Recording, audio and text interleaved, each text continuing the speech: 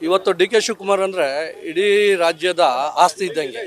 D K Shivakumar ಸಾಹೇಬರು ಒಬ್ಬ ರೈತನ ಮಗ ಇವತ್ತು ಇಲ್ಲಿವರೆಗೆ ಬಂದಿದ್ದಾರೆ ಅಂದರೆ ಕಾಂಗ್ರೆಸ್ ಅವರು ಹೆಮ್ಮೆ. ಕಾಂಗ್ರೆಸ್ ಯಾಕೆ ಹೆಮ್ಮೆ ಅಂತ ಹೇಳ್ತೀವಿ ಅಂದರೆ ಅವರು ಇವತ್ತಿನಿಂದ ಮೊದಲಿನಿಂದನೂ ಕಾಂಗ್ರೆಸ್ ಅನ್ಕೊಂಡೇ ಬಂದು ಇವತ್ತು ಪಕ್ಷನ ಕಟ್ಟೋದ್ರಲ್ಲಿ ಯಶಸ್ವಿಯಾಗಿದ್ದಾರೆ. ಚಿಕ್ಕ ವಯಸ್ಸಿನಲ್ಲೇ NSIಯಿಂದ ಗುರುತಿಸ್ಕೊಂಡು ಯೂತ್ ಕಾಂಗ್ರೆಸ್ಸಿಂದ ಬಂದು ಇವತ್ತು ನಮ್ಮಂಥ ಯುವಕರಿಗೆ ಆಶಾಕಿರಣರಾಗಿದ್ದಾರೆ. ಅದೇ ರೀತಿ 7 ಕೋಟಿ ಜನಗಳಲ್ಲಿ ನಮ್ಮ ಕಾಂಗ್ರೆಸ್ ಯಾರು ನಿಷ್ಠಾವಂತ ಕಾರ್ಯಕರ್ತರನ್ನ ಇವ್ರನ್ನ ಒಂದು ಉದಾಹರಣೆಯಾಗಿ ತಗೊಳ್ಬೋದು. ಯಾಕೆಂದರೆ ಇವ್ರ ಸಿದ್ಧಾಂತನೇ ಬೇರೆ. ಇವರು ಕಾಂಗ್ರೆಸ್ ಬಿಟ್ಟು ಇನ್ಯಾವುದೇ ರೀತಿಯೂ ನಾನು ಕಾಂಗ್ರೆಸ್ ಅಂದರೆ ನನ್ನ ಮನೆ ಅಂತ ಹೇಳ್ಕೊಂಬಂದಿದ್ದಾರೆ. ಅದೇ ರೀತಿ ನಮಗೂ ಯಾವುದೇ ರೀತಿ ಮಾಡಬೇಡಿ ಅಂತ ಹೇಳಿದ್ರು. ಫಂಕ್ಷನ್ ಈ ಕಾರ್ಗಿಲ್ ಇದೆಲ್ಲ ಇರೋದ್ರಿಂದ, ಇದು ಕಾರ್ಗಿಲ್ ಅಂತ ಹೇಳ್ತೀನಿ, ಯುದ್ಧ ನಡೀತಾ ಇರೋದ್ರಿಂದ ಪಾಕಿಸ್ತಾನ ಇಂಡಿಯಾ ಬೇಡ ಅಂತ ಹೇಳಿದರು.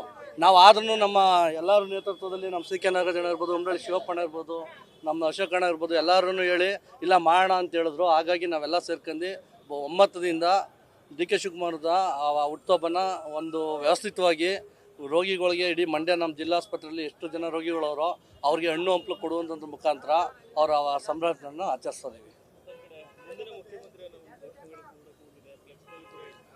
ಸೊ ಮುಂದಿನ ಮುಖ್ಯಮಂತ್ರಿ ಯಾಕೆ ಕೂಗಬಾರ್ದು? ಅದು ನಾವು ಒಕ್ಕಲಿಗರಲ್ಲಿ ಮೋಸ್ಟ್ ಸ್ಟ್ರಾಂಗೆಸ್ಟ್ ಕಾಂಗ್ರೆಸ್ ಪಾರ್ಟಿಲಿ ನಾಯಕರಂತ ಯಾರು ಇದ್ದರೆ ಅದು ಡಿ ಕೆ ಶಿವಕುಮಾರ್ ಅವರು. ಮಂಡ್ಯ ಇರ್ಬೋದು, ಕೋಲಾರ ಇರ್ಬೋದು, ಮೈಸೂರು ಇರ್ಬೋದು, ಚಿಕ್ಕಬಳ್ಳಾಪುರ ಇರ್ಬೋದು, ದೊಡ್ಡಬಳ್ಳಾಪುರ ಇರ್ಬೋದು, ತುಮಕೂರು ಇರ್ಬೋದು, ನಮ್ಮ ಮೈಸೂರು ಪ್ರಾಂತ್ಯ ಹಾಸನ ಇರ್ಬೋದು. ಈ ಮೈಸೂರು 8 ಪ್ರಾಂತ್ಯಗಳಲ್ಲಿ ಡಿ ಕೆ ಶಿವಕುಮಾರ್ ಪ್ರಾಮುಖ್ಯತೆ ಒಕ್ಕಲಿಗರು ಅಂತ ಹೇಳಿ ನಮ್ಮ ಒಕ್ಕಲಿಗರು ಜಿಲ್ಲೆ ಇರುವಂಥ 8 ಜಿಲ್ಲೆಗಳು ಒಂದೇ ಸಮ ಡಿ ಕೆ ಶಿವಕುಮಾರ್ಗೆ ಕೊಡಬೇಕು ಮುಖ್ಯಮಂತ್ರಿ ಸ್ಥಾನ ಅಂತೇಳಿ ಓಟ್ ಕೊಟ್ಟಿರೋದು. ಅದರಿಂದ ನಾವು ನಮ್ಮ ಒತ್ತಾಯ ಏನು ಅಂದರೆ ಆಲ್ರೆಡಿ ಮೋಸ ಆಗಿದೆ ನಮಗೆ. ನಮ್ಮ ಡಿ ಕೆ ಶಿವಕುಮಾರ್ ಸಾಹೇಬ್ರು ಹೇಳ್ತಾರೆ 100% ನಮಗೆ ಒಳ್ಳೆಯದಾಗುತ್ತೆ. ಮುಂದೆ ಯಾವತ್ತೋ ಒಂದಿನ ನಾವು ಅಧಿಕಾರ ಇದು ಮಾಡೋದು ಬೇಡ, ನಾವು ಒಬ್ಬ ಕಾರ್ಯಕರ್ತನ ಥರ ಇರೋಣ, ಕಾಂಗ್ರೆಸ್ ಕಟ್ಟಾಳು ಥರ ಇರೋಣ. ಅದೇ ನಮಗೇನೋ ಮಾಡಿದ್ರು ಮುಖ್ಯಮಂತ್ರಿ ಅವ್ರು ಸಿಗಲಿ ಅನ್ನೋ ಭಾವನೆಯಲ್ಲಿದ್ದಾರೆ. ನಾವು ನಮ್ಮ ಇದರಲ್ಲಿ ಡಿ ಕೆ ಶಿವಕುಮಾರ್ ಕಾರ್ಯವೈಖರಿ ನೋಡಿದ್ದೀವಿ.